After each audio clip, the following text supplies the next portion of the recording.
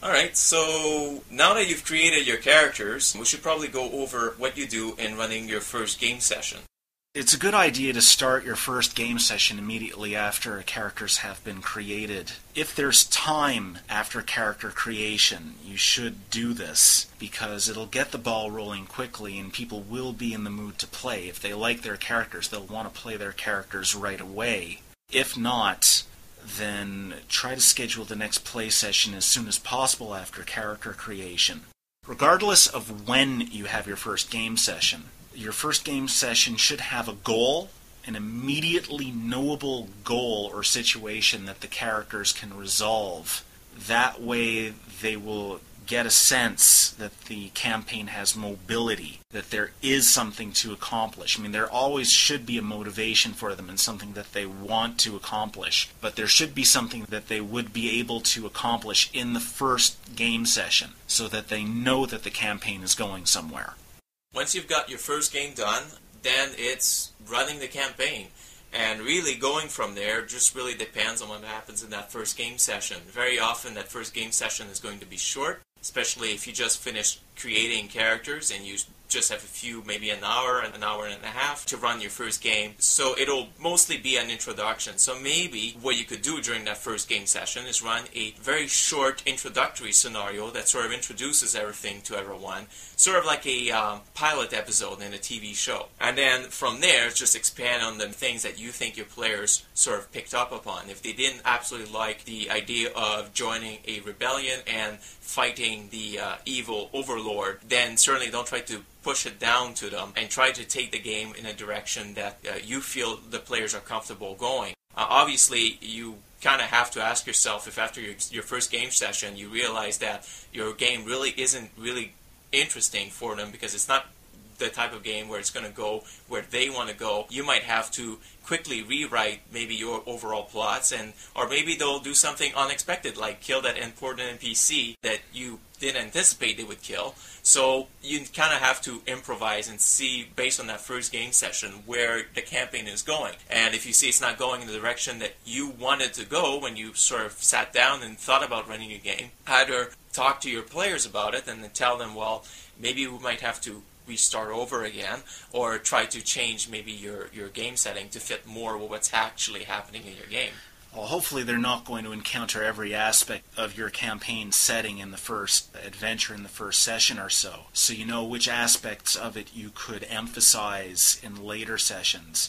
It's true, no plot survives first contact with a group of PCs, but that's okay. If it goes off kilter, you can always introduce other aspects of the campaign setting later on. And you should have spare plots, spare story arcs, lying around there somewhere for you to inflict upon your players if they go through something too quickly or if it doesn't work so well with their characters. And when you find the groove that they belong in, you can roll with it for further game sessions and maybe introduce the other things later on, when their characters have grown in the world a bit more.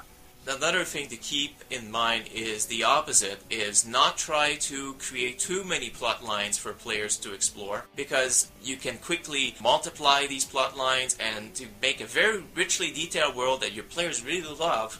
But the problem is, after a while, there's this sense of closure that's just not there, that the campaign is sort of like everywhere, it's very too much open, and your players feel like they're doing a lot, but they're not really achieving a lot. So you need to keep an eye out for multiplying too many storylines or adding too many NPCs that would otherwise dilute your plot. So you want to keep certain focus to your game. You don't necessarily want it to be just one very long improvisation session and the players just going all over the universe and exploring it.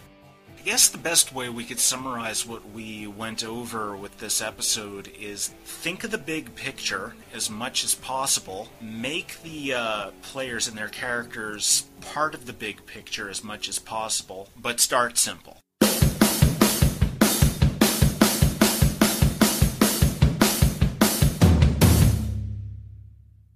Greetings all! Polymancer Studios is pleased to announce its new imprint in support of 4th edition Dungeons & Dragons. Our new imprint will be called Forthright, F-O-U-R-T-H-R-I-G-H-T. The first products in the Forthright line will appear in October 2008. This is in compliance with the Game System License GSL. Forthright will support the most popular RPG on the market to date. Products in the Forthright line will be produced both by Polymancer staff as well as freelancers. If you are interested in contributing, send an email to forthright@polymancerstudios.com. Greetings again. Polymancer Studios is pleased to announce the upcoming release of its new RPG rules system. This is a long-term project for both our staff writers and prospective freelancers. Please note that this project falls under the category of works for hire. The new rules system is fully adaptable to any genre or setting you may use. It is a unique take on how the mechanics, rules, and characters interact and interrelate.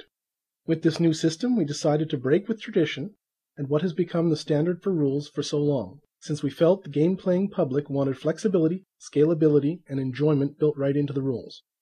We are looking for freelance writers to help us produce material for this new product line. Writers should have the following qualities: the ability to express, with the written word, what their mind's eye sees.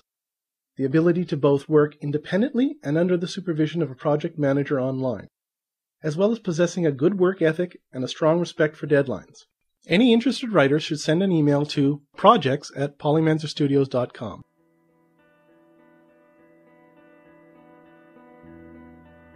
Well, that's all the time we had for this segment. You can find out more about who we are and what we do at our website, www.polymancerstudios.com, or send an email to DiceCast@polymancerstudios.com.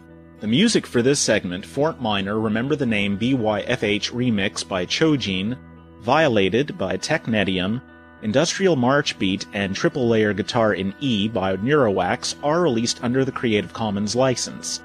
This podcast is copyright 2008 Polymancer Studios Incorporated, released under the Creative Commons license, available at creativecommons.org.